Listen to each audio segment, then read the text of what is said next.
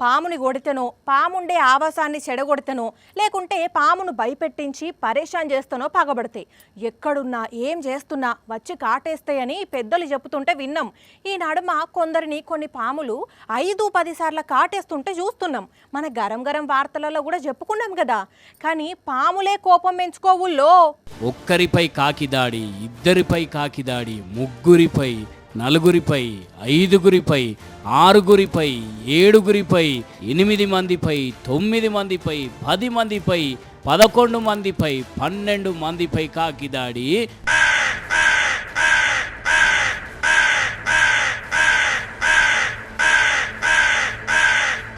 ఓ ఇట్లా చెప్పుకుంటా పోతే చరిత్రే అవుతుంది. దగ్గర 1200-1300 మంది నన్నిందటి కాకి.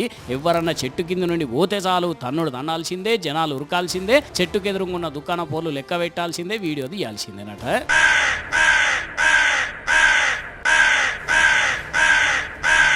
కాత సల్లగుండా ఈ మధ్య గల్లీల కుక్కలతోనే పరిశాన్ అవుతున్నదంటే ఈ కాకి గోలటి మోపైంది అన్నట్టు. ఇప్పుడు మరి అసలు ఈ కాకి ఎందుకు ఇట్లా కండ్లేరా చేస్తున్నది, ఈ చెట్టు కింద నుండి పోతున్న వాళ్ళని ఎందుకు ఇట్లా ఆగం పట్టిస్తున్నది అనేది అయితే ఎవరికి అర్థమవుతుందట. మళ్ళీ ఎక్కడనో కాదు ఇది, సిరిసిల్ల పాత బస్ స్టాండ్ దగ్గర యాప చెట్టు మీద ఉండే కాకి కథ. మరి జనాలంటే ఎందుకు కోపం పెంచుకున్నదో ఈ కాకి ఏందో గాని ఈ విషయం సిరిసిల్ల అంతటా తెలిసేసరికి ఈడికెళ్ళి పోవాలంటేనే భయపడుతున్నారు, కాకులను చూస్తేనే దాచుకుంటున్నారట కొంతమంది. మరి ఇక దీనికి ఏమన్నా ఈగ సినిమా లెక్క ఫ్లాష్ బ్యాక్ ఏమైనా ఉన్నదో ఏం పాడో కదా, ఎందుకు ఇట్లా చేస్తున్నదో.